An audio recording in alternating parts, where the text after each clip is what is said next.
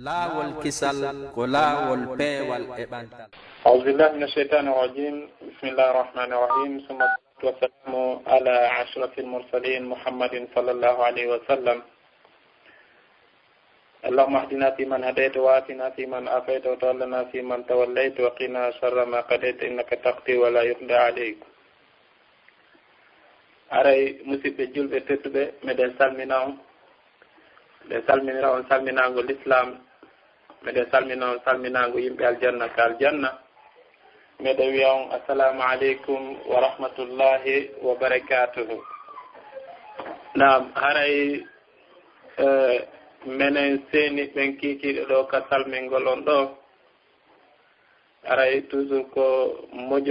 mojobere pari nden aray hande noon meɗen ardi e karamokoɓe amen kadi e babiraɓe amen ɓe on gelanoki aray ɗulle ko alhaji Mouhammad Boyi aray ko imamuɓe men wonɓe Conakry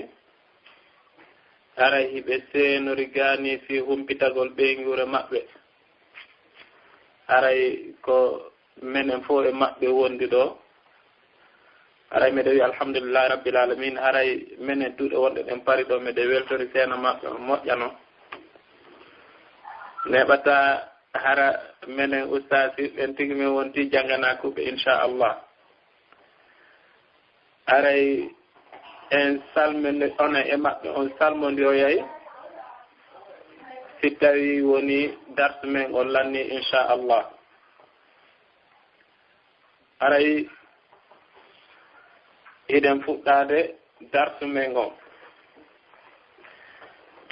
aray eŋinnuno hannde e yewtay toɓɓe seeɗaje ko yowodiri e fii jokkere enɗan hiɓe inna ɗum silatul rahim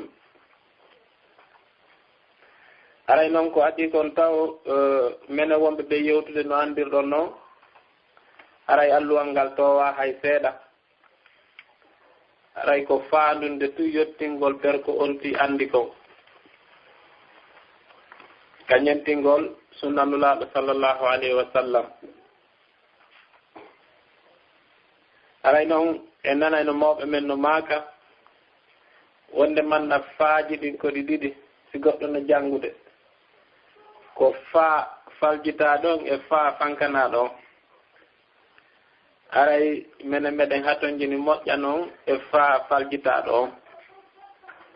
aray e nder yewtere men nden kala men nanɗo ga ko yaada e konngol nulaaɗo ko yaada e daali Allah subhanahu wa taala e konngol nulaaɗo ka sunna makko aray hiɗe yamodiri faljitugol men aray seytane wo iwtirta ɓaawo ɗon ko tori ɗen Allah subhanahu wa taala enen jentiɓen ɗo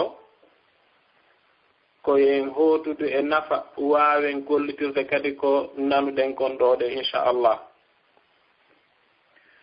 aray kaykitiɗo meɗe weltano kañum son on no laawol kisal meɗe weltano moodi dendanangal radio ji wonɗi e nder Occident on ɗo sabu hiɗi walliti en moƴƴano aray onon ɓe fincuɓe ɗum ko Allah subhanahu wa taala woni ko yoɓata on aray ɗen tori Allah subhanahu wa taala yo waɗan on ɗum ka mandakke makko moƴƴe o jonnito e on ɗum yawma la yanfa'u malun wala banun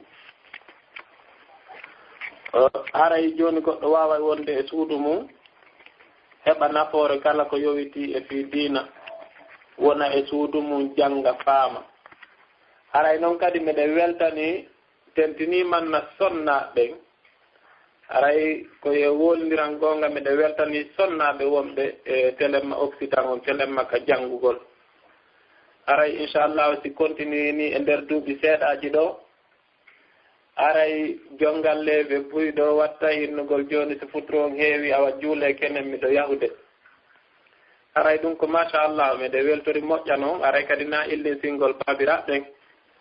kono komin constati ko wonde manna sonnaɓen no wakkili ka janngugol ɓuri worɓe mawɓen haray ɗen tori Allah subhanahu wa taala kadi yo Allah yiltu ɓorndo worɓe mawɓen kadi en fof wonen janngooɓe naam haray darsu men ko inu ɗen kon ko yowndiri e jokkere en ɗan hara en yewtay ɗo toɓɓe seeɗaaje inchallah ko yowondiri e jokkere en ɗan toɓɓere aranere nden en yewtay taw ko honɗum innete jokkere en ɗan toɓɓere ɗiɗaɓere nden yewten ko honɗum woni ñaawoore jokkere en ɗan e dalilaaji mum wonɗi ɗin ka alqur'an e ka sunna toɓɓere tataɓere nden ɓaytum hara en anndi ko innete kon jokkere en ɗan en anndi ko honɗum woni ñaawoore mum en yewtay awa annden ko homɓe woni ɓen yimɓe inneteeɓe en ɗammaaji e toɓɓere nayaɓere nden yewten noon ko honno defte ɗe yewtiren ko honno en ɗan jokkirte toɓɓere jowaɓere nden yewten ko honɗum woni nafoore jokkere en ɗan toɓɓere jeegaɓere nden yewten ko honɗum woni piiji wallaydi goɗɗo fino waɗira jokkere en ɗan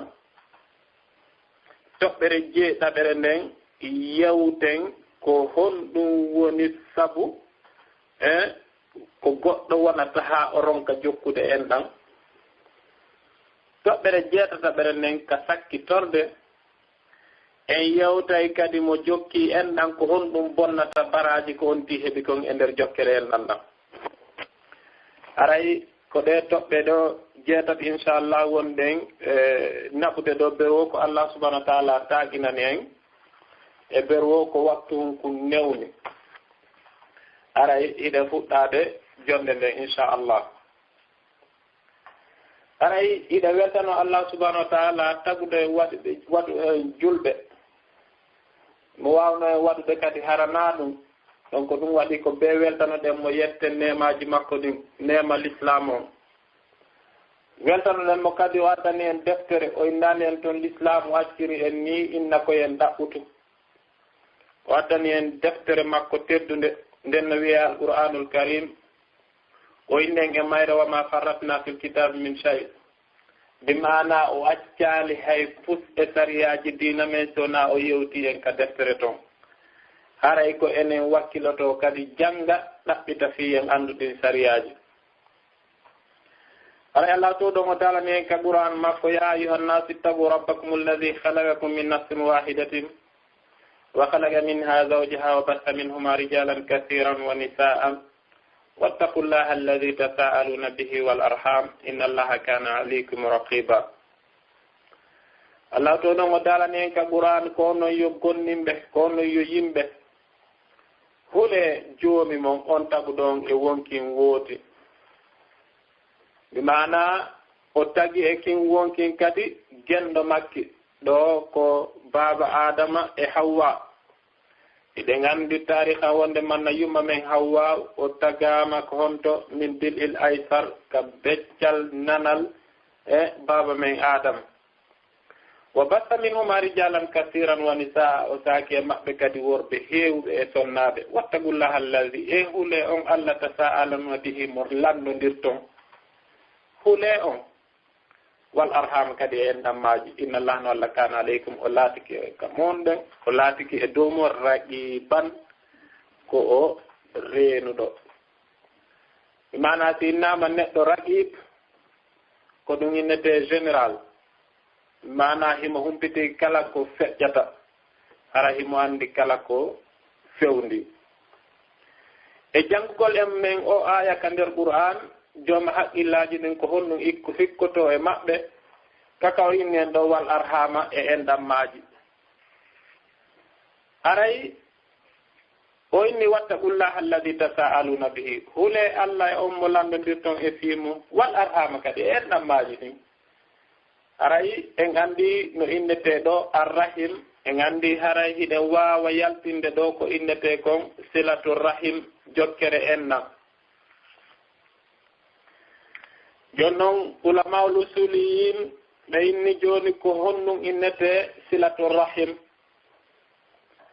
ɓe inni ko innete silatu rahim ta'ani al ihsan ila al aqrabin wa isal al khair ilayhim wa daf'u sharri anhum ma amkana bi maana ko innete jokkere en ɗan ko moƴƴagol e ɓen ɓadodiraɓe onti e gerugol gerete ɗin fof hara kala ko iwrata hella makko hewta ɓadondiraɓe makko ɓen koko moƴƴi o gera kadi gerete ɗin fof hara kala ka o hayni bone no iwra fi yawgol hewta yimɓe makko ɓadondiraɓe o geray o wallitoɓe fi duñugol on bone itti e sikke kanko kam bone iwrata ka makko yaara ka musidɓe makko ɓen ka ɓadondiraɓe ko oɗo innete jokkugol enɗam ko ɗum ɗo woni ma'ana jokkugol enɗam ɓeni noon haray yimɓe ɓen hiɓe wawa senditade e piiji tati ko yowodiri e jokkere enɗam hiɗen wawa heɓude feccere go'o hara ɓen ko inneteɓe ko jokkuɓe enɗam bi ma'ana wasil ko ɓen woni honɗum ko man yuhsinu ilal aqriba ko on moƴƴotoɗo e ɓe yimɓe ɓadondiraɓe makko on noon ko innete ko jokkowo enɗam hara ala ko iwrata ka makko hewta yimɓe makko ɓadondiraɓen si wona ko moƴƴi no woodi e maɓɓe kadi e yimɓe ɓen inneteɗo gaati on ko taƴowo bi mana wa huwa man yusiu ilayhim ko kala neɗɗo bonotoɗo e kaw e ɓeygure mum e ɓadondiraɓe mum e enɗammaji mum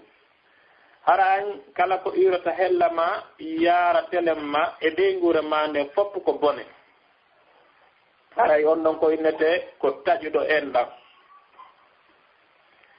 no e maɓɓe kadi groupe tata mon ko innete la wasilun wala qaate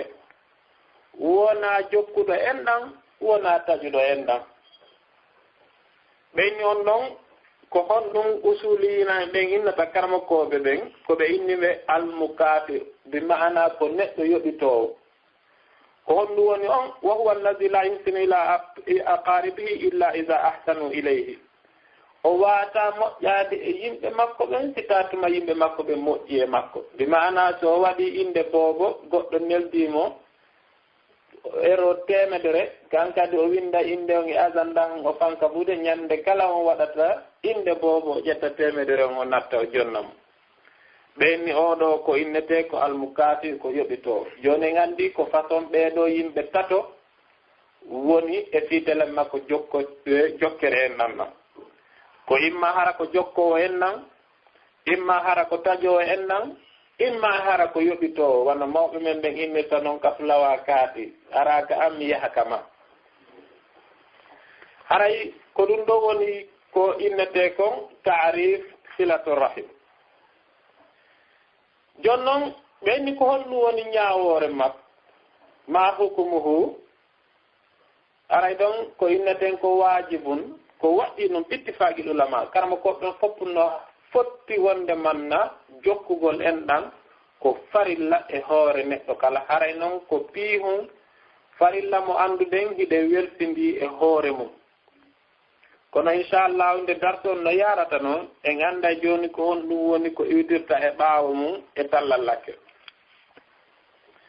kono ɗum kala mo koɓɓen tippiɓe inne wonde manna jokkere enɗam ko waajib haray ko e tippugol e ayam wonɗo ka suratu nahal aya 90 Allah to ɗon dal inna allaha ya'muru bil adli wal ihsan wa ita'i dhil qurba wa yanha 'anil fahsha'i wal munkari wal baghi ya'izukum la'allakum tadhakkarun Allah to ɗon dalanen ka Qur'an wonde manna Allah subhanahu wa ta'ala himo yamiri en bil adli nunɗal wal ihsan e moƴƴagol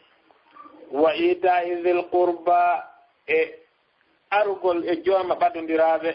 en adday joni ko honɗum e ibnu kasir firani en ko inni kon wa ita'i dhil qurba wa yanha himo haɗa en anil fahsha'i e piiji bonɗi wal munkari añiniɗi wal baghi himo haɗa en kadi e bewre ya'idukum himo waajo lallakum bela jonon tazakkarun o waajitata haray de mari karmo koji inneteɗo Abdourahman Nasir Saadi ko firo Qur'an himo inni en ko on ɗum Allah on faandi ko innete o al adlu ɗo ka nunɗal ka o inno inna Allah ya'muru bil adl bi mana al adlu fi haqqihi ta'ala wa fi haqqi ibadihi ko nunɗugol e hoore haqqi e subhanahu wa ta'ala on nunɗa kadi e hoore jiyaɓe makko ɓen si on haldodi goɗɗum an e makko a firti haray a nunɗaale gono sen ƴetti masalan ko goɗɗo janngata suratul fatiha o inna iyyaka na'budu wa iyyaka nasta'in bi maana afodi Allah kanko tu woni ko rewata ko kanko tu woni ko dabbirta ballal e kala hunde nyande firtuda dum do wo haray a firti fodore nde haray aynetaake nundudo donc haray a firti ko Allah to don dalanen don inna Allah ya'muru bil adli wal ihsan amma al ihsan o inen ko honnu o faande ihsan o wonde nen ko kan naf'in nas bil mali wal yad ko no nafirgol yimbe ben kadi honnu jawdi nafiraabe jungo nafiraabe gandal e ko wona ɗiɗo e nafaaji ɗi neɗɗo duwa waɗande yimɓe ɓe ibn abbas ɓe maaki kaɓe yimmi ɗon wa ita e dil gourba ɓe maaki ay allahu ya'muru bi silatil arham allah on yamiri en o aya ɗo honnum jokkugol enɗan koye tippude o aya ɗo karamo koɓe ñinni en haray silatul rahim jokkugol enɗan ɗan ko wajibum ko waɗino haray ƴetten aya ɗiɗaɓo kadi holluɗo en wonde manna fahin jokkugol enɗan ɗan koko waɗɗi ko wajib haray aya ɗiɗaɓo on kaka allah to ɗon dalanen noon ka suratul isra aya 26 wa ati zal qurba haqqahu wal miskin wabni sabil wala tubazzir tabzira allah to ɗon o dalanen ka Qur'an jonnite jomiraɓe ɓaɗodira ɓen haqqeji maɓɓe ɗin jonni toon kadi miskina ɓen haqqeji maɓɓe ɗin jonni toon kadi tugarankoɓen ɓe maana yimɓe laawi haqqeji maɓɓe ɗin wota on yan e jawdi mon ndin funsunno ɗon ɓe maana l'islam no newi se darayno ayaji alqur'ana ɗen e alano sonjade hay seeɗa koko innete tabzir ƴettugol jawdi mum funsunno ka ala nafa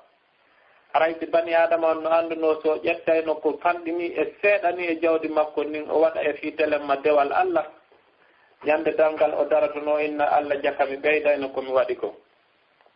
sen ƴetti funsu nagol wakko ɓe innata ni joni ɗen organise de anniversaire hiɗen organise de anniversaire joni ko anniversaire jibinande ko anniversaire mariage ɗum ɗuuɗi moodi joni sen ƴettayno bette haysi tawi ko feccere e konko yoɓeten ɗo fi ka anniversaire waɗe ɗum fi e laawol sabi allah foti ko joomiraɓe ɓaɗodiraɓe okkuɗen foti ko miskine foti ko ɓiɓɓe tugarankoɓe en daarayno tawen no weeli fi aray aljanna on no weeli heɓude moƴƴano e to karamokojo men sahabajo men maketeɗo Anas bun Malik o inni ari gorko iwɗo honto min bani Tamim ila rasulillah fa qala ya rasulallah inni dhu malin kathirun wa dhu ahlin wa walad fa akhbirni kayfa unfiq wa kayfa asna فقال رسول الله صلى الله عليه وسلم تخرج الزكاة من مالك إن كان فإنها طهرة تطهرك وتصل أقربائك وتعرف حق السائل والجار والمسكين أي آية كسورة الأسراء دو تيبك كما كوجة من أنس بن مالك صحاباجو وإن وند من نقول يونو إلينيول إن تنقل بني تميم وارو تاينو لاد صلى الله عليه وسلم وإن نولاد مجانجيو آية joni miɗo faala ya firanammo mi faamamo min komi neɗɗo miɗo mari jawdi miɗo mari ɓiɓɓe joni no yeedolanko honno mi waɗirta jawdi ndi ɓay weyni men wa atisal qurba haqqa o jonni te jomiraɓe ɓadodiraɓe haqqe maɓɓe on e jawdi mon ni walaɗo maaki jawdi ma ni siɗa maniti taw go on ko tukhriju zakata min malik ko yaltin jakka on taw ka jawdi ma in kana si tawi jawdi ma ndin timmi ni saabu yaltinteɗo zakka ɓeyni faynaha tuhratan tutahhirak zakka on ko laaɓinayi ɗum jawdi ma ndin ko laɓɓinayi ɗum jawdi ma ndin bi maana en yii aya o mo allah to ɗon dalane oya suratu khuz min amwalihim sadaqatan tutahhirum biha wa tuzakkihim bi maana ƴettu e nder jawle maɓɓe ɗen zakka majjo on sabu ɗum laɓɓinayi ɓe laɓɓina jawle maɓɓe ɗen kadi ɓeyni ɗon ko goo ɗiɗi on watasil aqribaik jokkoɗa e ɓaɗodiraɓe maɓe bi maana enɗam maɗon tati on honno watarif haqqa sa'il anda kadi haqqe torotoɗon jawdi ndin si goɗɗo ari kama inni fi sabilillahi harayɗa anda pellet o no mari haqqe e ndin jawdi ndi heɓuɗa anda kadi wal jar kawtal ma on kadi no mari haqqe e ndin jawdi ndi marɗa anda kadi miskin on no mari haqqe e ndin jawdi ndi marɗa. Naam, haray joni en andi ko innete jokkere en ɗan e yaltini dalilji mum ɗin ka deftere Allah subhanahu wa ta'ala e yaltini dalilji mum ɗin ka hadis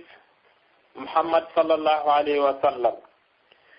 Joni noon haray ko landodirten joni est ce que hiɗen wawi heɓude karamokoɓe firtanay ɓen e nder ɓen yimɓe ɓe andidirɗen fof ko honɓe hinnete al arham, ko honɓe woni zawil arham, ko honɓe woni ɓen jomiraɓe ɓaɗodiraɓe ɓe Allah subhanahu wa ta'ala yamiri en yen jokko e mum. Aray ɗo no pooɗi seeɗa ɓeyni karamokoɓen no yeddodiri ko innete ko homɓe duwa wonde zawil arham jomiraɓe ɓaɗodiraɓe ɓe alqur'an on faala on yeetade mamo alqur'an ɓe alqur'an on yeeti en fi mum ɓe jokkotoɗen ɓen e mum.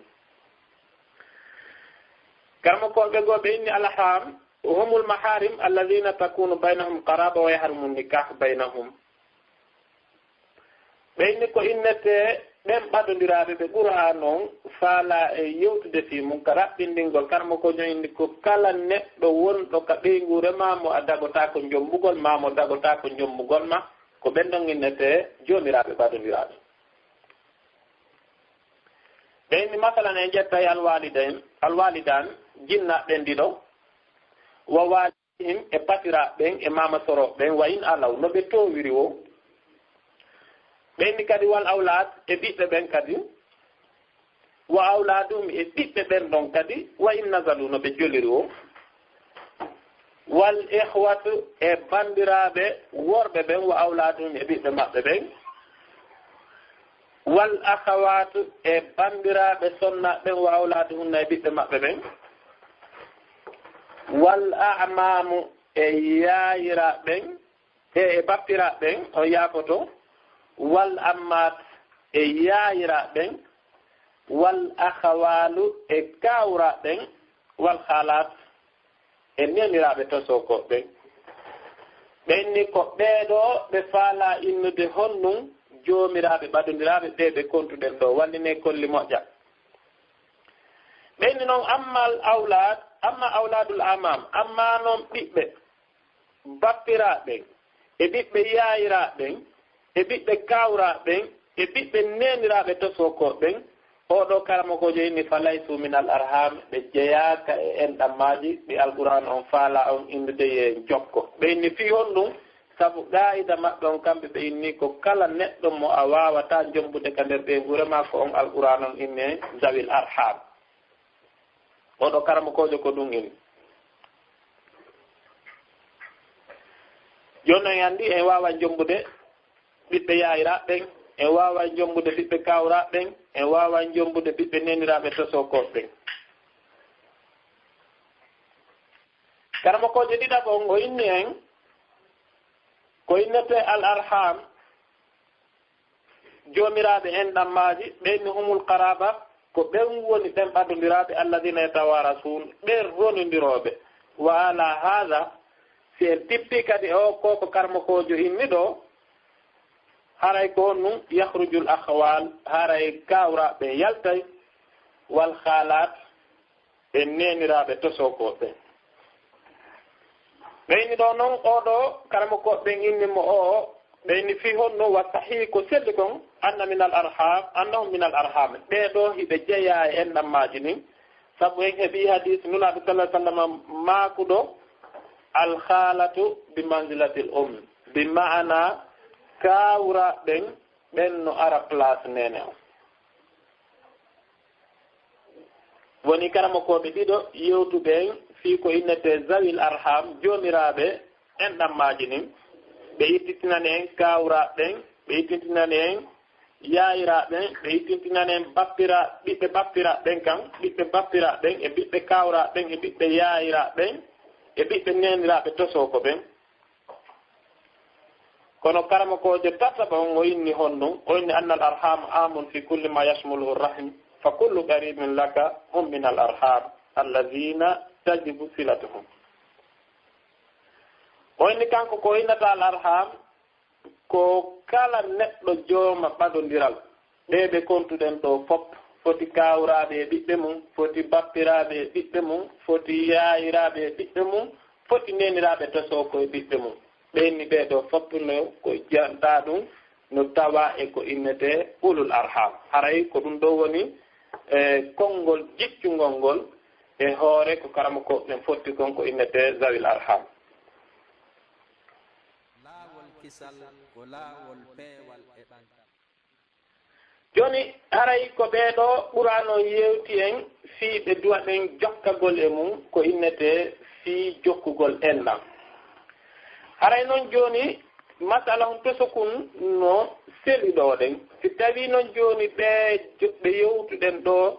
hara gooto e maɓɓe enen e makko wona en diina woota yalli haray hiɗen waawa jokkagol e on ɗon ka e wawata jokkagol e makko haray ɗon kadi karama ko ɓen nayo kala no fottani almazahibul arba ɓe inni si tawi woni hara no woodi e ɓe kontuɗen ɗo neɗɗo gooto mo tawata wona julɗo si tawi tu wona e nene e baaba woni on ɗon goɗɗo haray jokkagol e makko ko mustahabbu koko yiɗa haray na waajib amma noon si tawi ko nene on ma baaba on hara enen e makko wona en diina woota haray kadi ko waajib wondugol e makko no moƴƴiri wono ɓurano yewtire noon annabi ibrahima alayhi salam ɓe holluno en makal ngal ɓe rondotono kanamuji baaɓe maɓɓe ɗin ɓe yaha ɓe yeewe yaɗi ɓe ñallaɗi yeeyde makka ɓe artiraɗi haray gootum martali so hombo sodata ko nafata ɗum adna e laakara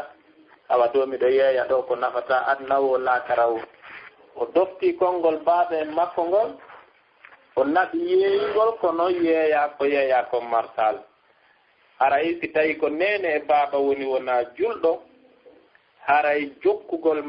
jokkagol ma e ɓen ɗon enɗan ɗan ko farilla haray noon ko ya ndaaru no moƴƴiri no wondira e maɓɓe amma no luttuɓe haray ko mustahabbu koko yiɗa nam joni en landoto joni noon kayfiyatu silat ko honno noon enɗan ɗan duwa jokkireɓe ɓeni noon haray no enɗan ɗan no duwa noon jokkoreɓe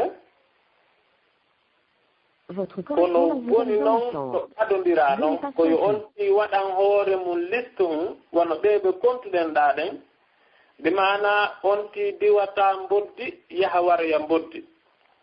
a wawata diwde kotirawo ma nene goto ma kotirawo ma mo hawtuɗa baaba en acca on ɗo yaha inna a wallay taw ɓiɗɗo bappa ma on ma adumannoto mo haray ko ɓeeɗa taw ɓuri haanude ko ɗum kalmo kojo mo inni ko al aqrab summa al aqrab haray no woodi arabu ɓen no waɗa masalan ɓe inna ana wa akhuya ala ibn ammi ana wa ibn ammi ala al gharib bimana si tawi woni miɗen ka nder suudu haray min e kotirawa nene gooto on ma min e kotirawa baaba gooto on ko menen ɗon fewjodata simi yeeto ɓiɗɗo bappangon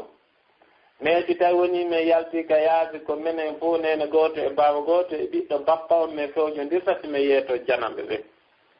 haray ɗum ko hollugol masalan wonde manna jokkere en ɗanɗam koyo onti anndu ko honno kanko e mo fala on jokkade enɗan ko honno ɓe wa'iri taho si o annda noon martaba on ko honno fewnori haray ko yo jokkidirɓe no martaba on no duwira noon ɗen ɓen jon noon haray ko honno kadi ko hoore honɗum jokkugol enɗan ngal duwa wonde ɓenni haray enɗan ɗan jokkugol ɗan no fuɗɗi e honɗum go'o on ko a ziyaratu ko yahugol juuroyomo si tawi woni hara hiɗon woɗɗodiri haray a yahay juuroyoɗamo si tawi no woodi ko neldamo haray jokkere enɗan ɗan fuɗɗike ɗon nde e fooyɗen mandi ɗum telen makka iruɗen ka men Fuuta babiraɓe men haɓɓayno cawloyɗe yaha Fuuta nder ton harata alandike honde ceerno kaari seeni kamɓe tigi koɓe accata ɓe naarani ɗen seeni ka dow gaaɗe si jokkere en ɗan ɗi mana juuragol ngol taw yahugol ka onti ɗum ɗon woni taw numéro arano ɗiɗaɓum ɗum kadi ko wernugol onti ma noddugol mo koɗu si anndi an e makko hiɗon duwa jokkondirde en ɗan ko so ari kama ko go'o wernamo ma noddamo koɗu yo ar wono jokkeren nan kadi no wona honɗum e landagol fi musidɓe ɓen humpitoɓe ko honno wayi ceerno kaari men wayri humpodirde tefe annden ko honno ɓe fewdori kamɓe fof e ɓeygure maɓɓe ɗum kadi no jeeya e jokkere en ɗan e honɗum kadi e ita'um min malika sawan kana haadal ita'u sadaka e okkugol ɓe kadi e jawdi ma ndin foti noon ko sadaka anniɗa okkuɗamo o foti a anni okkuɗamo fi telemme ka jokkere en ɗan sabu nulaaɗo sallallah alih sallam ɓe maaki wonde manna sadaka e hoore miskin inna sadakatu alal miskin sadakatun wa ala zawi rahim isnani sadakatun wa sila ɗi mana si goɗɗo itti sadaka o jonni miskin araymo mari baraji wa mum ala e hattirde si tawi noon kadi hawri on sadaka mo ittuɗa jonnuɗa miskin on ko neɗɗo joomiraɗo ɓaɗoliraɗo ma haray a heeɓi piiji ɗiɗi e mum bi maana a felli kural gootal a wari jawe ɗiɗi haray a hetti sadaka fi sadaka on no jaɓa ton ɗen a hetti kadi jokkere en ɗan fi baraji jokkere en ɗan kadi nin haray no jokki ton haray ko filli hadis on ko imam Nisa'i kañum e Tirmidhi haray piihun jowa mum kon no jokkirten en ɗan enen e yimɓe men ɓen ko tawqiru kabirum wa rahmatu du'afum ko mawningol mawɗo men on teddinen mo taho yurmeɗen kadi kala neɗɗo ɓurɗo lo'ude e men ara feññinen yurmen nden mawɓen ɗoftoɗen ɓe feññinen ɗoftare nden kadi ɗiwum jeegaɓum kon ko waɗeten kon hara no yowodiri e jokkere en ɗan ko musarakatum fi afrahim wa isharul farahi lahum ko yahugol tawtaɓe e haajuji maɓɓe ɗin si tayange onti ko on jooma ɓadodiral hiɗa jokkaade en ɗan e makko wota o waɗu haaju mo ronkata yahude hakke haaju on ko hitti nulaaɗo sallah sallam ɓe maaki si tawi woni a yehi e haaju kañum on jooma ɓadodiraɗo ma hara ko enɗam ma yawɗa haaju mum hara ɓi mana ko jommungal si a yehi ka makko si tawi o defani on o ɓanni ko yo ñaam haray notagol noddan ɗum ɗon ko waajib si a yehi kadi tawi ko korka sunna horuɗa haray ko ya taƴi korka ka ñaama si tawi ko korka farilla noddamo innamo miɗo hoori korka farilla haray waɗanan ɗo komi naɓorasim huntike kikiɗe komi ñaama haray ɗum ɗon fof ko ɓangilngol fino jokkere en ɗan ɗan ɓurta tiiɗirde hakkunde mum piwum jeɗɗamum kum ko hollata en wonde manna enɗan ɗan no jokka ko iyadatu mardahum ko juuroyagol nawnuɗo enen tigi en woonay ka pular men innugol wonde manna kaari a ndikki ɗum dikkintamo kono ɓeyda jikke ɗen ɗi mana neɗɗo mo duwaɗa jokkagol enɗan e mum wotta o nawnu ha o yimmo ronkanamo hay so ndikki himo andi ndikkugol ngol ko junngo Allah subhanahu wa ta'ala woni ɗum ɗa ko hollugol tun wonde manna hiɗa yurmamo ko o woni kon tampude e nawnare makko ni piyon jeetata ɗum kon si a nani o faatike aray ko waajibe ma siɗon ɓattodiri ko a yaw jokka goski makko kin ha o wattinoye piyon jeena ɗum kon ko laɓɓinalngol ma ɓernde nden laɓɓina ɓernde ma nden e hoore kañum on musidɗo ma hara a rondanaaki ho gooto ngayngu sabu nulaaɗo sallah sallam hiɓe maakanen hadis neɗɗo hoore musidal ko duwaado hisude kala ko yowondiri e ngayngu e tele maɓɓe ngura ni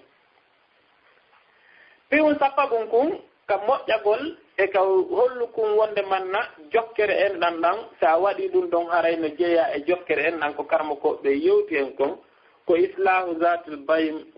baynahum ko moƴƴintingol hakkunde haɓuɓe ɗiɗo aray noon ɗeɗo ko toɓɓere moolanande hittunde kadi jeyaande e toɓɓe ɓurɗe ɗen hittude fi telemma ka jokkugol enɗam arayno hannde ɓen noon ene wonɓe ɓen telemma hella ɗe leyɗe janane ga si e yehii kamen ko hasi ko ma tawa musidal ngal fof fayda no haaɓi aray sa hewti o naayo ɗum haaɓine innugol min mi ronkani kaari e kaari haray Allah subahanahu wa taala no jonnuma kadi aala honɗum hara ko a neɗɗo keso hara hiɗa jaɓane haala haray sa hewti ko ya yacco gera anda kala neɗɗo wonɗo ka ɗengure ma maruɗo konnaagu ma haɓuduɗo kanko e goɗɗo gera ha welditina hakkude maɓɓe piyon sappo e goho mum kun haray ko du'anagol ɓe kadi neɗɗo mo duwaɗa jokkagol mum e enɗam si on fotti on salmodiri koyon salmodir du'ondira noon kadi haray du'a goto kala no wawi jabade haray Allah subhanahu wa ta'ala ɗum noon kadi no okki en wonde manna si goɗɗo du'anike musidɗo mum e hoore ɓernde laaɓunde asi ko du'a on ko jabotoɗum piwum sappo e ɗiɗaɓum kun ko noddugol on ti faade e peewal koye nayanga feewu yiya neɗɗo ma mo wonduɗa enɗan gootan kanko himo ɓoyli inna mi accidimo e hoore makko haray ko noddumo taw noddamo ka diina waajoɗamo gera ha wonon gootum hara noon ɓenni noon kadi ko waajorte kon noon no ko bil uslubil munasibe ko ya ndaaru fewndo kenum kun ka fewti ɗon an e makko yewton fewndo ɗon fiino o wawira nafitorde e ko annduɗa kon sabu nulaaɗo sallallah sallam ko ɗum attano yewtede Allah to noon daalanimo wanzur ashiratakal agrabin waajo taw yimɓe ma gorol ma ɓaɗodiragol ngol eɗen andi gissa aya on o nodduno hakkunde bani hasim e bani hasim kañi e Quraysh o nodduno ko yaata yimɓe capanɗe nayo e jowo ha capanɗe jeegoo sinami faayi ko ɓen ɗon o attino noddude o waajiɓe taho si o feƴƴani ɓeygurne haray ɗo kadi an kadi ɗum ɗon ko waajiɓe hoore ma naam en yewti kala ko yowondiri e ko honno enɗan ɗan jokkirte ma ko toɓɓe seeɗaje tu yewtuɗen ko yowondiri eno enɗan ɗan jokkirte haray ko dammungal yaajungal ko kala no waawi yi'ude ko honto fajum ko woni ka o waawata poodirde baraji gokkum fiitele makka jokkere enɗan hara o nder faali ɗum ɗon o yaccano ɗum fewloɗoɗe haray si ɗon wi e garanayi toɓɓere de innuɗen nden ko honɗum woni nafoore jokkere enɗan bi mana fawaidu sila haray noon nafooreji ni so jettiɗo e yewtide ha janngo bimbi mi hoolaki e wawayɗi lannude kono haray no jeeya e ɗin nafooreji jokkugol enɗan gogo nafoore aranol nden taw ɗum ko ibada ko dewal jokkugol enɗan ɗan ɗum ko dewal ko imtisadu li amrillahi subhanahu wa ta'ala ko jokkugol ko ɗoworagol yamirore Allah subhanahu wa ta'ala sabu Allah to ɗon o daalani en ka suratu ra'd wallazina yasluna ma amara Allah bihi an yusal wa yakhshawna rabbahum wa yakhafuna su'a al-hisab bimana ɗen yimɓe ɓe hino jokka ko Allah o yamiri kon yo jokke ɗum ko enɗan ɗan hiɓe huli kadi joomi maɓɓe hoore ɗon hiɓe huli kadi bone hasbore nden o konti ɗon piiji buyi haa ka suratulaade haa ka ɗuma feɗongol tumbi ton nden o inni ulaika lahum ukbaddar o inni ɓe sifaaɓe ɗi sifaaji moƴƴi ɗo fof no woodani ɓe galle welɗe di maana galle wonduɗe e nafa galle yelaade ñande darnga kon woni ɗen galle ko ɗum ibnu abbas kamɓe ɓe firiri ukbaddare honɗum ɓeyni jannatin admin yadkhulunaha ɓeyni ko aljannaji ñiiɓuɗi e hiɓe naata toon ɗen waman saluhanina bayin e kala moƴƴuɗo e baabiraɓe maɓɓe wa zuwajim e sonnaɓe maɓɓe wa zurriyatim e zurriyaɓe maɓɓe wal malaikate e malaikaɓe yadkhuluna alayhim min kulli bab malaikaɓe no naatiranɓe kala e dammugal hiɓe wiya ka aljanna toon salamun aleykum bima sabartum jalle kisi woni e mon hoore ko muññino ɗon hoore ka adna iyo e nganndi kala ko neɗɗo watta ɗo fii o waawu yoɓoyeede ɗum ñande darngal haray no yowondiri ko innetee kon honɗum a sabru hay jokkere en ɗan ɗan ko ɗon noon kadi sabru on ɓurata ɗumannaade e yewtoya fiimu yeeso inchallah donc si tawi woni e yewti ha goɗɗo goo inni en Allah subhanahu wa ta'ala kanko yoɓo on tigo inni no wodani en honɗum jannatu adnin aljannaji ñiiɓuɗi haray bi mana ko ha ɗo taw duwaɗen ɗaɓɓude en duwa ka ɗaɓɓude ko ɓuri ɗo ɗen ko ɗo duwaɗen déjà daragol innen hannde kadi e wawata accutude jokkere en ɗan sabu o foti wonde mana neɗɗo jokku en ɗan ɗan fo aljannaji ñiiɓuɗi wodanen nafoore ɗiɗaɓere nden jokkugol en ɗan ɗan tadullu alal iman billahi wal yawmil akhir ɗum no holli wonde manna neɗɗo on ko gonɗinɗo Allah subhanahu wa ta'ala o gonɗini kadi ñalorma sakkitoro bi maana ñande darngal himo gonɗini hasbore wona yey sabo ɗum la sallallahu alaihi wasallam en maaki man kana yuminu billahi wal yawmil akhir falyasil rahma kala on laatiɗo no gonɗini Allah subhanahu wa ta'ala himo gonɗini kadi ñalorma sakkitoro on hara yo jokku en ɗam makko ɗam ha andi ko ɗo woni probléme o si tawno jama on no fellutuno wonde man na piiji min foppo seɗoyde ñande darngal mi hoolanooki en waawayno heɓugol yimɓe waɗayɓe bakkatuuji e hoore leydi sabu se ndaari ka l'école ji si ndeyɓe inna en awa koyon janngo haa hitaande lanna waɗon compo si lebbi tatiiji ni sakkitori ɗin heewti kala mo yiɗa janngana kuju no tambi kayew mum ɓayi mo anndi ñalaande foɗaande nden heewti ɗum ko compo o jooni noon sen ƴettayno sellite wonde manna ñande darngal kadi on ɗon compo no woodi harayno mbiɗo ɓurno tamƴinaade boneeji nin ɗuyta sono seeɗa haray piwum tatabum kum ko honɗum kadi ɓe inni wo jokkere en ɗan ko sababum li ziyadatil umri wa basti rizq no wona sabu juutugol balɗe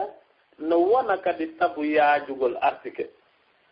sabu o karmakojo maketeɗo sahabajo men maketeɗo Anas bun Malik qala rasulullah sallallahu man habba an yubsata lahu fi rizqi wa yunsa lahu fi athari falyasir rahma walla man Allah sallallahu alaihi wasallam makani en hadith kala o yiiduɗo nde artike makko o yaññete enen duuɓi makko ɗin pooɗinte ɗi ɓurta juutude yo jokku enɗam makko ɗam aray rawahul Bukhari wa Muslim ko imam Bukhari e Muslim fillim aray ɗon ko ɗo yimɓe ɓe ladditi seeɗa a joni noon si tawi woni lajjal ngal windanoma aray ngal juutine kadi ngal ɓeyde karamo ko ɓe ginni en jettude ɗiɗi kala ɓeyni waqila anna mana ziyadatul umri wa bastu rizq an yubarika Allahu fi umri al-insan wa rizqihi fa ya'mal fi waqti ma la ya'mal ghayruhu fihi ɓeyni ko ɓe faandi ko noon ko Allah subhanahu wa ta'ala barkinta e on neɗɗo ɗon o barkinamo e attike makko o barkinamo kadi e gurdam makko ɗan o heɓa ko o wawata gollude e ɗan gurdam makko ɗan o wuuri ɗon ko neɗɗo mo jokkata en ɗan ko wawata waɗude mi mana haray o dublanama baraji ɗin donc ɓay ɗon anndi noon ko gurdam ɗan ka laakara ko ɗan ɓuri juutude o inni inna yawmin inda rabbika ka alfi sanati mimma ta'uddun enen ko compteten ɗo ñallal ñande laakara ko duuɓi wulure kala ɗe inna ñallal donc si tawi goɗɗo gollaniɗo ñallal gootal ko wawata wuurude duuɓi guluje ilal abad ha e pooma haray on ɗon ko innete ko gañiɗo karama koɓe goo inni honɗum waqila bimana haqiqatuha fa yazidullahu fi umrihi wa fi rizqihi Allah on juutina balɗe makko ɗen o yañña arsike makko on ko fi on ɗum sabu Allah to ɗon dalani en ka Qur'an wa yafal ma yasha ko kanko waɗata kala ko muuyi waɗde ɗum koye junngo makko woni so inni lanni so inni o ɓeydi ala goto wolo goɗɗum ɗon haray nafoore jokkere en ɗan nan kadi yakunu sababan li dukhulil janna gol en ɗan no wona sabu kadi naatugol aljanna ɓeyni sabullah sallallahu alaihi wasallam ɓe maaki ya ayyuhan nas afshu salam wa atimu ta'am wa salul arham wa sallu bil layl wan nasu niyam tadkhulul jannata bi salam ko non ɓe faala e yetade ɗo wonde manollah sallallahu alaihi wasallam ɓe maaki ko non yo yimɓe koni saakite salminago kala mo fottuɗa salminmo o inni o hadith khairukum man bada bi salam ko ɓuri moƴƴude mo fof ko fuɗɗorɗo salminago masi goɗɗo salminima yettitomo ɓeyni kadi ñammino miskin ɓeyni jokkon enɗam immoɗon jemma juulon hara yimɓe ɓen no ɗaani on naatoyay aljanna joomi mon e hoore kisal so waddani yiili en tawa heɓugol aljanna on no weli fi ɓuri heɓugol yiite ngen aljanna on hiɗa immo golla ko kunni kun sawanne ma haa ko wona baraji dongal e wakkande yiite ngen noon nde hiɗa fagganonge ko berkun golluɗa kon ko kun ɗon windete joni noon so ndaari weltindar nden goɗɗo wuura duuɓi ɗo wuuri fof o waalo o maaya ɓe peesaniyama ɗon ɓenna moƴƴi e bonɗi no fota haray ɗon ko weltindare moolanande won ɗon amma noon si ɓe inni kam boni ɗin ko ɗin ɗon peesi wal iyadu billah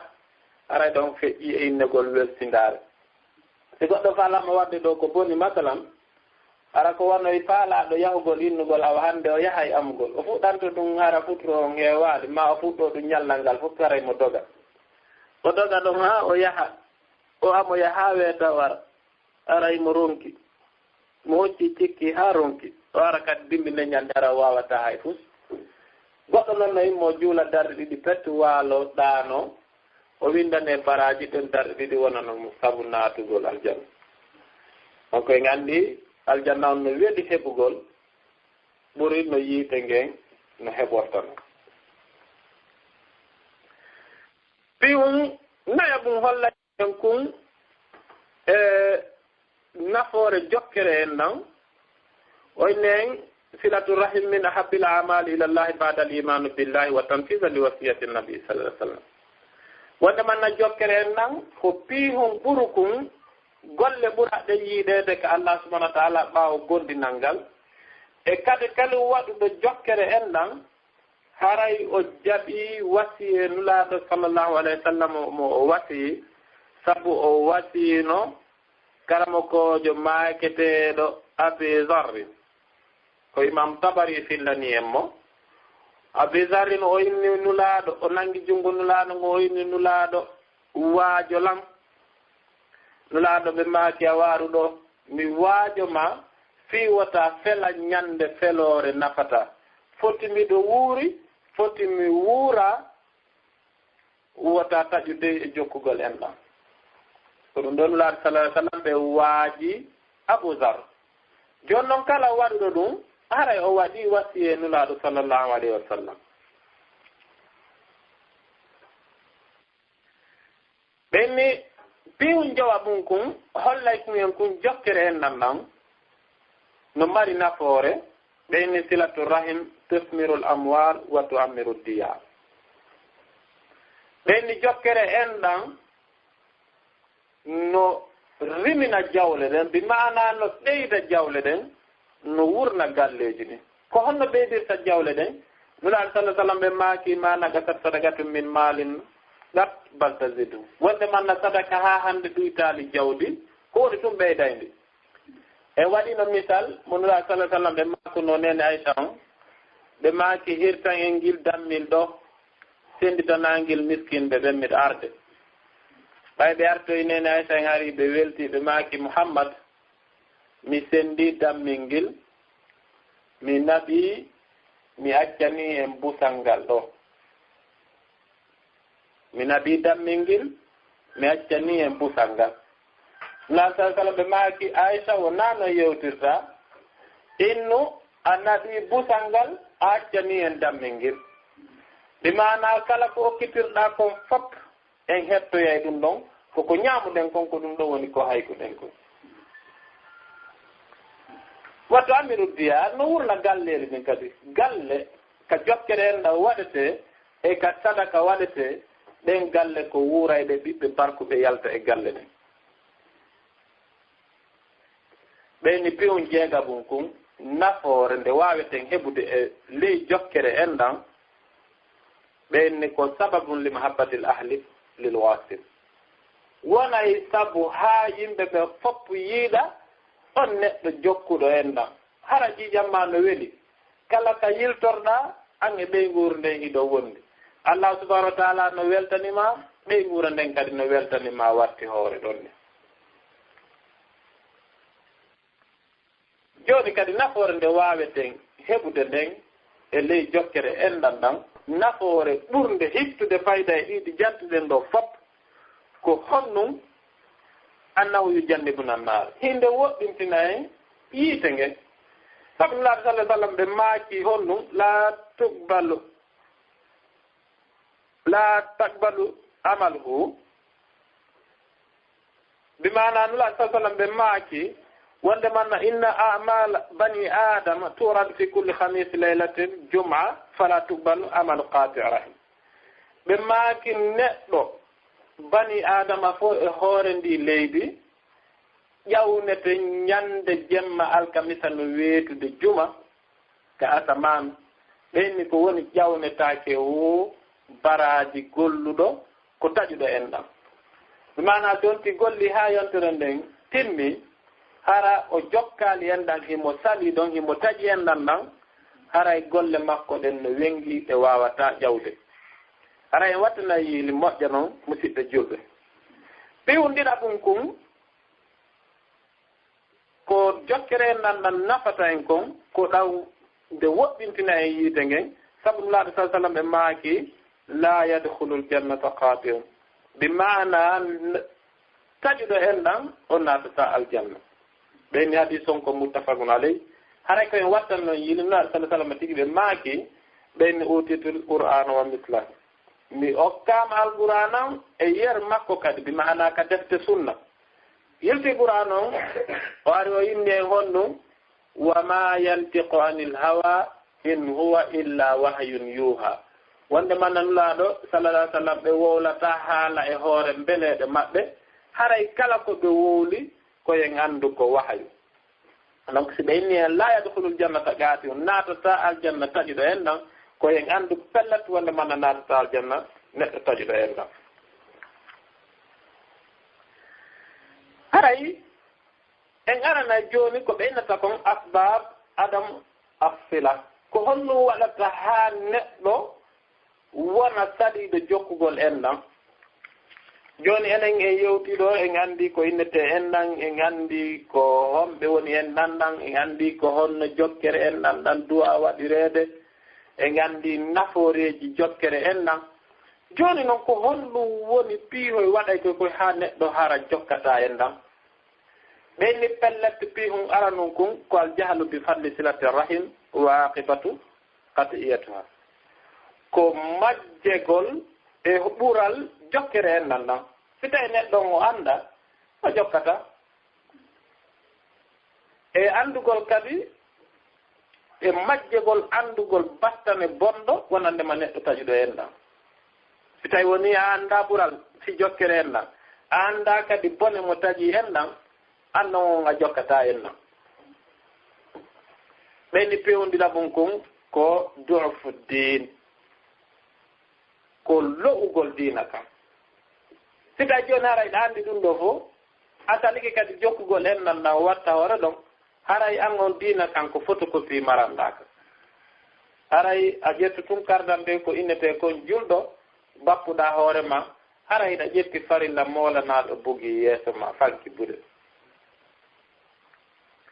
ma piiw tata ɗum kun wonay kun haa sabu hara neɗɗo jokkata en nan ko alkibru ko mawnintinaare ɗi maana hara neɗɗo on allah no firtani mo arsike ɓuri ɓeya yimɓe luttuɓe ma haray mo mari place ji towɗi himo gollude golle kelɗuɗe oyna min tigi tigi o min e ɓe min halda programme o anndi haray mawnintinaare nden sori kam mawnintinaare nden sori o noon haray jokkere en ɗan ɗan alaa ko naasira ɗon ne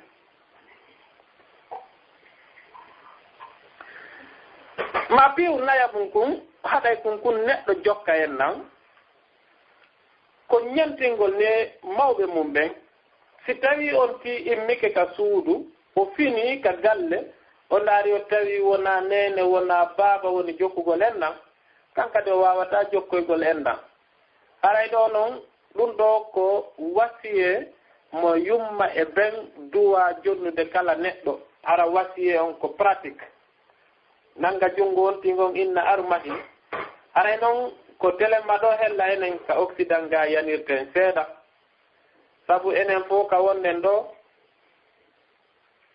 kala men fokkutuɗo telema afrique ko innata acci pay koy ga toon salino toon ayta naɓorali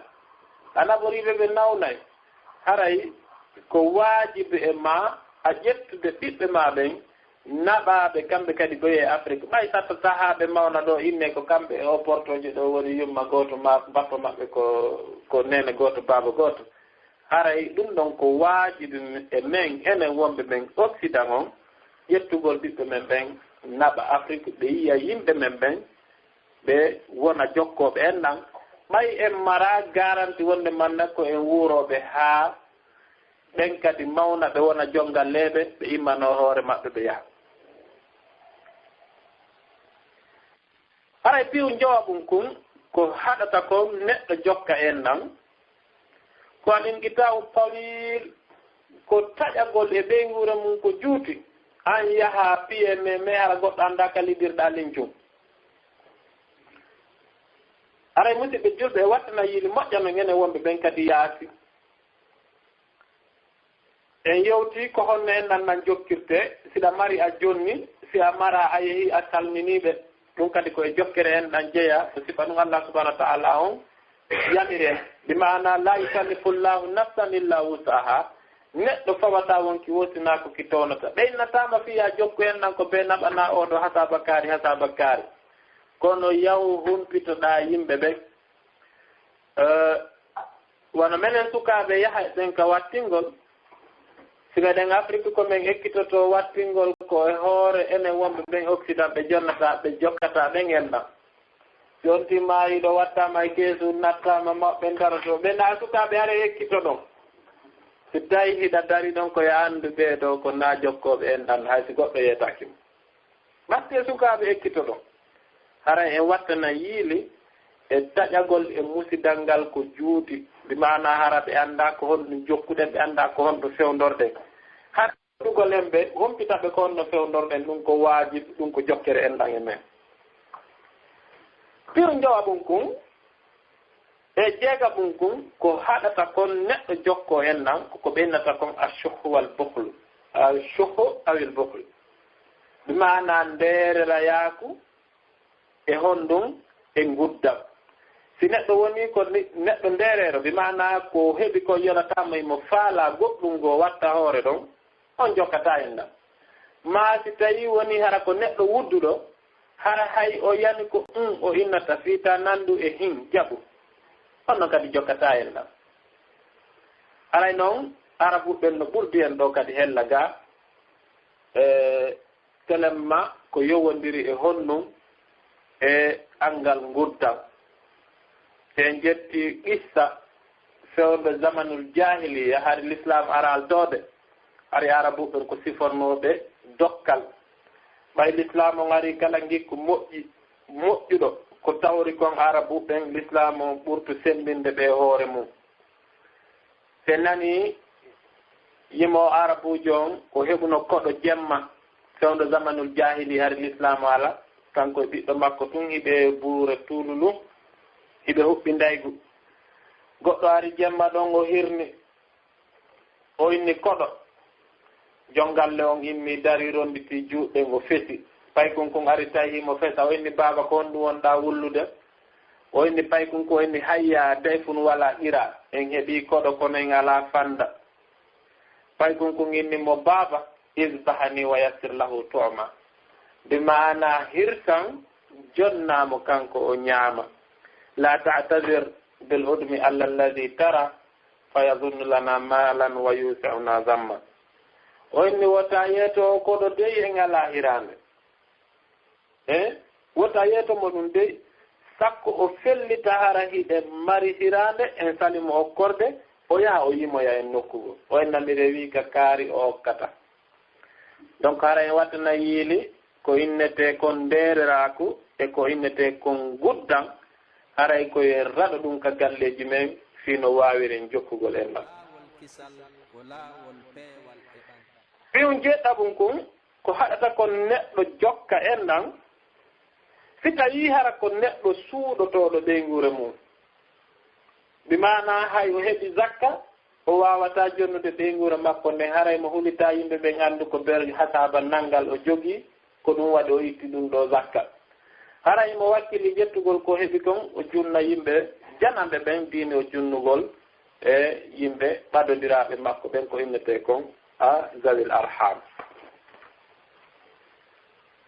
ɗum jettata mum kon ko waɗata kon ha neɗɗo ronka jokkugol enɗan ko si tawi himo mari ko innete hersa e nder ɓeygure nden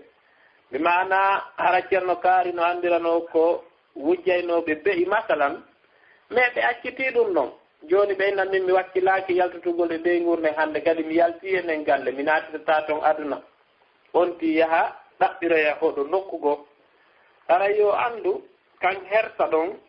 ko Allah subhanahu wa ta'ala jonnimo ɗon ko hersa wonduka e nafa haray ko ɓurnomo bonande fof koyo wujjugol beyi o suudo hara goto andali ha o maaya joni noon si tawi o heeɓi kan herta ɗon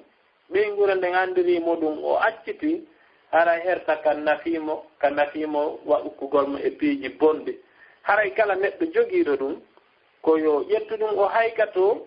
o andita herta kan ɗon ko aduna ɗo mais jokkere en nandan ko fii laakara haray koyo wakkilo ɗaɓɓa laakara on o hayka fii ko innete kon herta ko hersuno kon ko aduna yantka ɗo haray kadi kan herta ko herta wonde ka yurmede ɓiw janabum kum ko hatta neɗɗo jokka en nan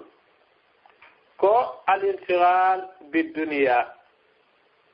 ko soolingol tun e piiji adnayankoji hara an golle maɗen fop ko dogugol hiiri weeti hiɗa jiɓi janngo ko on ɗum ñaamete hara an haaji ma ko woni wo koko fii ko yowondiri e aduna haaji ma ala e ko yowondiri e laakara haray noon anndo ko ya wattan yiili sabu yimmo arabujo inni yaman bi duniya imstagal wa garrahu tulul amal al mawtu yaati baktatan wal qabru sunduqul amal oyni ko ayo neɗɗo soholimɗo adna mum hoɗimo kadi juutugol yelaaji andu pellet mayde nden aray kono ko juhal andita noon ɗaɓru on ko ɗon woni keesuwal ngal ka golle ɗen hiwritoyte ɗon ɗe haray en wattana yiili liɓen fii aduna on anditen fii laakara on seeɗa haray pi on sappa ɓum kon ko honnum ko woɗɗitagol masafa on woɗɗitagol hakkunde maɓɓe masalan ɗum kadi no wona sabu taƴugol enɗam ma sabu angal jokkagol enɗam haray noon koye wonti anndu hakkunde mon ko woɗɗi wo koya geru hewtaka enɗam ma jokkoɗaɓe enɗam ma sabu yimo on kadi inni en ta'itta kasla fil hayrati tatlubuha fa laysa yusadu bil hayrati kasla onni koni accu gaamelo e ɗin piiji moƴƴiri ɗaɓɓata neɗɗo amudo to heɓata ko moƴƴi haray si tawi hakkunde ma e kawtal e yimɓe zawil arham ma no woɗɗodiri wakkilo yaha ka maɓɓe juuroɗaɓe jokkoɗa enɗan e maɓɓe fiya heɓu baraji ɗi pewn sappo e gabum kon ko addata kon ha hara neɗɗo on o wawata jokkugol enɗan ɗan ko wejjutugol joomiraɓe ɓaɗodira ɓen ka haajoji makko si a waɗi inde boobo a waɗi jommungal desal a resini paykum ma a hollitaali enɗan maɗan haray ɗum ɗon no wona sabu kadi taƴugol enɗan ɗan ɓeynay kaari okkitiri ɓiɗɗo makko on hay o yeeta kilam naa ko ɗe balɗe o waɗana inde boobo o yeeta kilam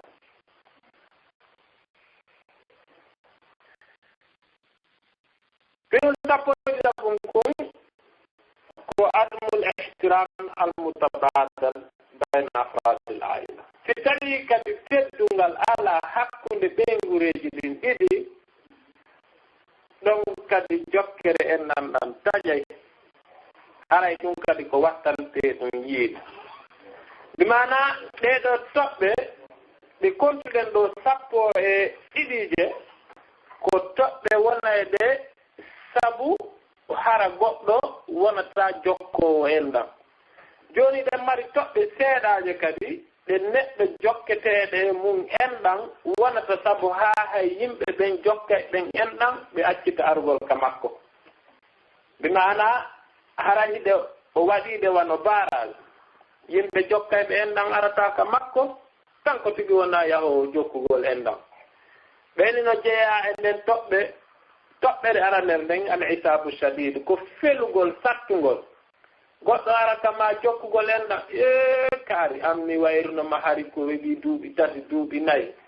ono o moƴƴa a sikkata hiɗa ɗo joni si tawi a yimo nde ñande wimo wawa ja anda ko jokkuɗo enɗam ari gera an kadi jaɓɓoroɗamo yeeso hentingol toɓɓere ɗiɗaɓere nden waɗa en nden haa yimɓe ɓen hara jokkota ko enɗan e ma ko gillatul ihtimam bizair ko fanɗugol hittingol e neɗɗo arɗo on juuragol ma aray ten ƴetti ɗo ka qissa annabi ibrahim ɗon anndi ɓe juurino ɓiɗɗo maɓɓe on ismail makka ɓe ari ɓe tawani moɗon tahi mo yehi waaño tahi mo marno sonnajo o ɓe hewti sonnajo on hay jaɓɓaki ɓe o jooɗi si ɓe landike moodi ma noon to himo yalti en suma warata ɓe inni awa joni mi nulete moodi ma so ari innamo mi torike mo yo o change ɓorgol dambugal makko ngal sonnajo on moodi makko hewti tun tawi mo welti fi yettingol ɗum ɓeerawo nawejo ari ɗo mo jogii tuggordu yewti haalaji ɗo mi annda o ko honɗum o henndum o inni ɓe inni ko honno wayi mi daaranomo hay moƴƴatode kono ko inni ko ya change ɓorgol dambugal ma ngal annabi ismail mo maaki ko baba an sini ɗo haray joni mi accitima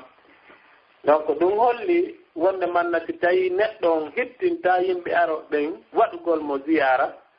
haray o wonay sabu kadi kaɗigol enɗam ma toɓɓere on ɗum al istirab wa taajjub haawitagol onti inna awa min noon mi juhama kaari tigi arata an aray ɗum ɗon neɗɗo duwaka yoɓagol kan haala ɗum wonay sabu hay yimɓe aroɓe jokkugol enɗam nanka makko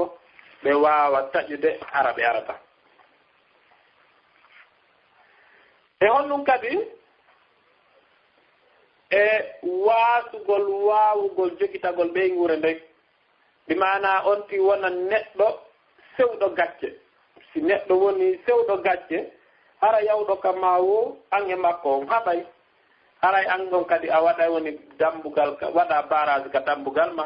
hara yimɓe ɓe haysino faala jokkagol enɗan e ma ɓenna he min sa yehi toon ɗen hay haalon kala ko wolanɗamo an e makko on taƴodira ɓenna joni mi sitta mi wonde ka an hara mi yahaali donc haray an kadi a waɗi barage ka dambugal maɗa fiita yimɓe ɓen jokko enɗan e ma haray toɓɓere sakkitorde nden e gandi joni kala ko yowodiri e fi jokkere enɗan e berdasum e raɓɓudu konko haray ko honɗum hikkintinten ɗon ko neɗɗo jokkiɗo enɗan ɗan ko honɗum wonata kadi sabu haaɗan enɗan ɗan o jokki o bonnude ɗan mi mana on ti golli gollal ngal o felliti wonde mannal ngal naadaymo aljanna sabu o naamin Mamadou Alpha wooli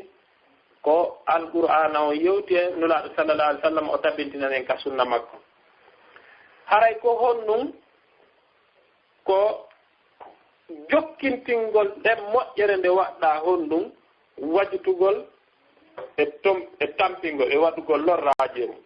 minen kaari en ko barke Allah yamen si ɓernoen nokkure min ñande o mi yahay mi juuro kaari haray waɗu ɗum hakkunde ma e Allah subhanahu wa ta'ala sabu Allah to noon no manti yimɓe waɗa ɗen piiji ɗin hara ɓe jokkintinaali wajjutugol ko ɗum en alladina yunfiguna amwalahum fi sabilillahi summa la yutbi'una ma anfaqu mannan wala adan lahum ajruhum inda rabbihim wala khawfun alayhim wala hum yahzanun. ɓen ɓe jokkintinta ko ɓe golli kon wajjutugol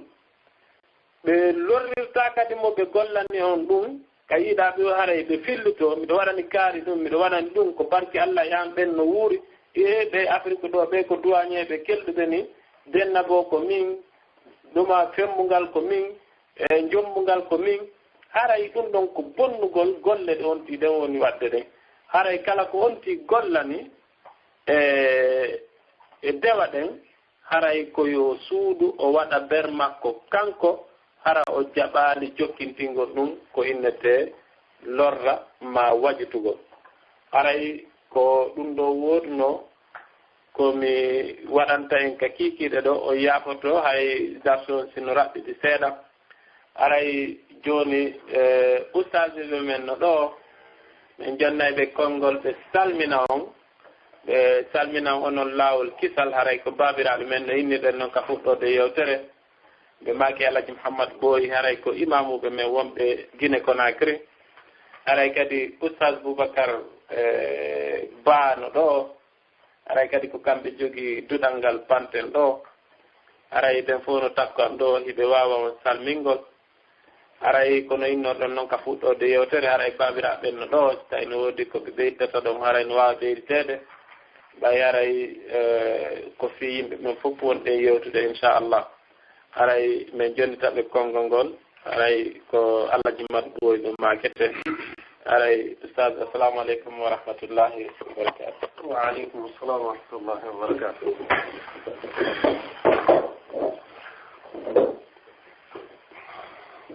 Bismillahi arrahmani arrahim. Alhamdulillahi rabbil alamin wassalatu wassalamu ala rasulillah wa ala alihi wa ashabihi wa man tabi'ahum bi ihsanin ila yawmiddin wa ba'd. وأقول لكم السلام عليكم ورحمة الله وبركاته يا إخواني وأخواتي في الله harayɓa onde yettuɗen Allah juuluɗen e nelaɗo du'aniɗen ɓeygure maɓɓe nden e sahabaɓe maɓɓe ɓen e jokkuɓe koɓe jokkuno kon ha ñande Allah ronti leydi ndi haray mi salmini on salminagol islam onon duhiɓe e suddiɓe si tawi ɗum ɗon yewti haray en weltanto karamokoɓe meɗen ɗo waɗanɓe yewtere nden ɗo wonuɓe sabu kadi ha ɓe Allah waɗi sabu yomin tawde e nde ɗo jonde haray en weltanike ɓe en du'anike ɓe kamɓe association ji wonirɗi gaaɗi ha hewti on onon ton ha kala ka wawɗen wonirde bila ka puɗal nangue ha ka mutal nangue aray wona junnugol yewtere ɓe maaki ɗo haray koye mawlito kono ɗo hay fof ala ko mawliteɓe maaki ko hana makede ko fof ɓe maaki ko hana makede ko fof nelaɗo kan ɓe laɓɓinan en piiji ɗin pos hay fof ala ko suuɗi ko si tawi woni enen en suuɗike suuɗano en kono si tawi en suuɗake en jiita e piiji ɗin fof si tawi en yiɗi gollitirgo gollitire ko piiji ɗi anndanɗa hoore ma ko mettudi fii dambugal ngal ɓe ƴettani en ɗongal sabu nelaɗo maakino ko honɗum silman takaaka wahsin ila man asa ilayka waafu amman zalamaka jokko taƴiɗo e maɗo on jokko taƴiɗo ma on mo yaataka ma few ko ɗum ɓe maakuno jokko on ɗon moƴƴoɗa e on boniɗo e ma yaafoɗa on tooñuɗoma ndaare ko piiji ɗi anndanɗa hoore ma ko piiji mettuɗi fii tun ɗi wela memude jokkagol taƴiɗoma moƴƴo e boniɗo e maɗa yaafo tooñuɗoma ɗiɗo welaafi e hadi goɗɗo goɓe maaki karama koɓe men ɓen ɓe maakitani en mo naane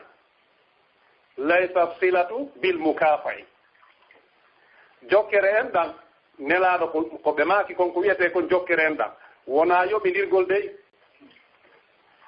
ustaden ɗo ɓe seenike kamen min kadi mi seenoto ka maɓɓe nelaɗo maaki wona ɗum woni jokkere en ɗan ko jokkagol on taƴiɗoma wona no ɓe maakiri noon e hadir goɗɗo goɓɓe maaki e fiiɗen ɗon toɓɓe wondema fii tun yo on tigi reeno ɓe maaki dey kamɓe nelaaɗo ɓe maaki e hadir goɗɗo goo eneede ɗen wure kaari dey min e maɓɓe wonaamen weldiiɓe am ɓen ko gonɗinɓe Allah ɓen jaɓuɓe ko Allah wii yo waɗe kon ɓe waɗi ɗum ɗon ko Allah wii yo acce kon ɓe acci ɗum ɗon nelaaɗo maaki ko ɓeeɗo woni weldiiɓe am ɓen kono ɓeɓe mi inni ɗo suudu kaariru min e maɓɓe wonaamen weldi enɗan no hakkunde amen mi jokkotoɗan no fiwotoɗan bon en faami fi kala jooni jata ɓe hawta ka diina kamɓe e ɓen ɗon kono nelaaɗo maaki hino woodi haqqe mo mi duwaɓe jonnitude c' est à dire yiite no huɓɓe hakkunde am min e maɓɓe jooni ko mami immomi daro mi ɗannina ngen ɗon ko ɗum woni ɗanningol ngen ɗon ko jokkere en na ndewata ɗanningol ngen ɗo yiite haray na junnugol yewtere nden en daroto wono waɗo haray jonniten maakuji ɗin usalɓe men wonɓe ɗo ɓen haray assalamu aleykum wa rahmatullah waaleykum salam aleykum salam wa rahmatullahi wa barakatuh aray musidɓe julɓe min salmini on en salmini kala heɗitiɗon e nde jonde ɗo en torki Allah subhanahu wa taala kamɓe oustas alpha marela ñewtemi mbaɗani en ɗo nden yo Allah ñowɗu ko ɓoyo moƴƴude e joddi wannaɓe ka balance maɓɓe yawmal qiyama aray ɗo taali ko ɗo hannde ala ɗo hannde ko juuteten hay hunde sina min on komi nataniga ko salmingol on tun haray noon oustas en ɗo sino woni seeɗa ko ɓe wiytoɗa e moɗon ɓe ɓeytano inchallah haray ala ɗo taali ko waɗi assalamu aleykum wa rahmatullahi wa barakatuh namajje assalamu aleykum wa aleykum assalam wa rahmatullahi wa barakatuh ustade moodi e albarka mi weltike fota noon on jarama en toriki Allah subhanahu wa taala on yo Allah lan ɗum waɗan ɗum ɗo ko mandake mum ñande woni on wawana hoorema onon kala eɓen jooɗi ɓe takko mon ɗon e kala heɓitiɗo radio lawol kisal on amin ya rab on jarama albarka boyi mi weltike fota noon minen ɓuuri weltade ko mbeɗe de ɓuuri weltade ko nowti ɗon kon ka radio aray ɗum ɗon kadi ko alhamdulillah rabbil alamin minen ɓuuri weltade mbeɗe weltani laawol kisal mbeɗe weltani kadi kala sonnaɓe wonɓe janngude e ndi leydi aray golle mon ɗen ko Allah subahanahu wa taala tuwoni ko yoɓataw aray mbeɗe welti fayim mbeɗen tori on fof du'a kadi fi nokkure nde nannganɗen nden France ɗo fi no wawiren henndade nokkure nden harande laawaki en inchallah sabu ɗum on sa yonno pootude tun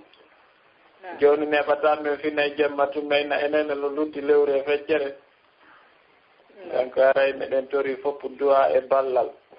inchallah aray on jarama kadi battane ko wallunoɗen en kon kadi ko feƴƴi nden tori Allah subahanahu wa taala kadi enen fof nannguɓe nokkeli ga fi nokku ka fotten fi haajuji men e ka waɗen e ka juulen e ka waɗen diina men eɗen tori Allah subahanahu wa taala yalla on newnan en e hoore jam moƴƴere amina ya rabbi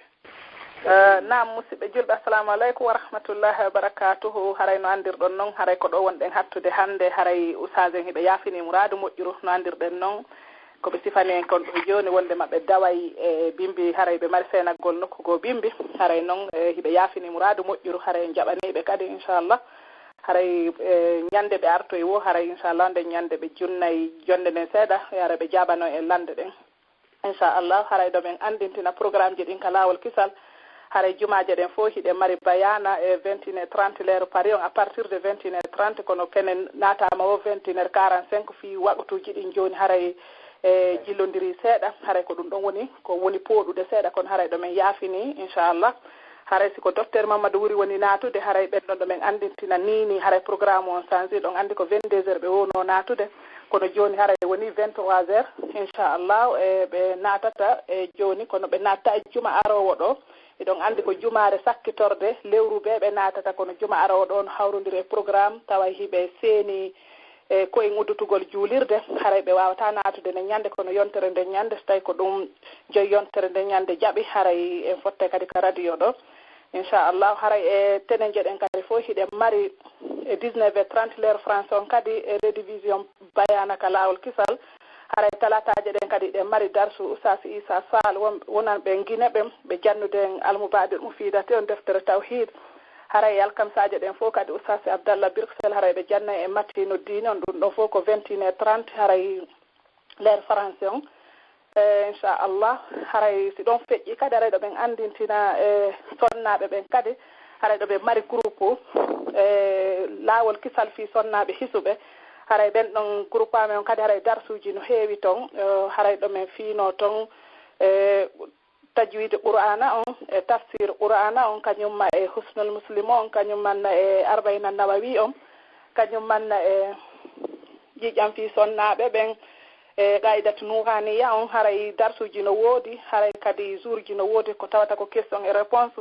jour ji kadi no woodi tawata ko qissa tun e bayana jour ji kadi no woodi hara ko fi culture men on fi Fouta Diallo fi yen andu to Fouta ka meɗen donc haray ɗo men invité sonnaɓe ɓen fopp haray noddugol men ɓatto ka duuɗe haray duuɗe ɗen noon no heewi no woodi duɗal rawdatu nisa'il mu'minati no woodi duɗal ɓantal fi islam kañum e laawol kisal fi sonnaɓe hisuɓe e duuɗe buy kadi ko wona ɗen ɗon kadi haray yo yimɓe ɓen ɓatto ka duuɗe wallahi haray ko welo welo tun e ɓeyditagol woni toon haray ɓeyda en surtout enen ɓe yaltuɓe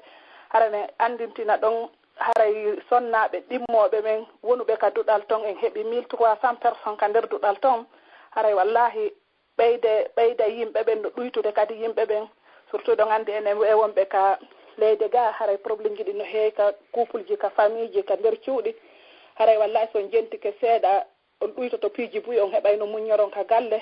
mon ɗen ɓutta ɓay ɗon andi si tawi galle ɓuttali haray ɗum ɗon goti heeɓi ko nete yiite aduna kom par ce que ko suundu si ɓuttali ko inna suudu ko suddiɗo e du'iɗo hawtita inna suudu ko ɗum ɗon goɗɗo e mum ronki fottude toon ma manque wo haray ɗum ɗon suudu haray yo Allah dande suga ɗum ɗon kono ɗum ɗon kadi wata ɓuttude so tawi en famali haray diina men kan haray wakkilo ɗen ɓatto ɗen ko jangete toon faamen diina men kan so tawi kadi noon ko jannguɓe haray ɓe wakkilo kamɓe kadi ɓe ɓatto ɓe wallitoɓe janngaɓen ɓay no wona woniri wo sa naati ko be a nafay ma nafeɗa goɗɗum e muɗum nder toon haray men torike yon wakkilo ɓatto ɗen toon ɗe inchallah haray kadi ɗo men anditina ɗon wona falanoɓe defte qaidatu nuraniya on kañumma e ɗuma honno almubadil mufidati on e matinu diine on haray sagataɓen ka lawol kisal hiɓe jogui defte ɗen toon haray faala ɗo no wawi ɓe noddude ka numéro ji maɓɓe haray joni fayda fof no andi numéro ji maɓɓe ɗin ma ɗum oti no wawi lan noddude min jonna numéro on inchallah haray ɓe heɓa kañum defte ɗen haray ɗe kadi arbayna nawawije ɗen haray ɗo men ɗaɓɓude ɗen ɗon kadi no gasa ɗe fof haray ɓe jogoyteɗe toon inchallah haray faalaɗo wonde ɗum ɗon haray vraiment min weltike fota min weltanike usasiɓe men ɓen min weltanike kadi wonɓe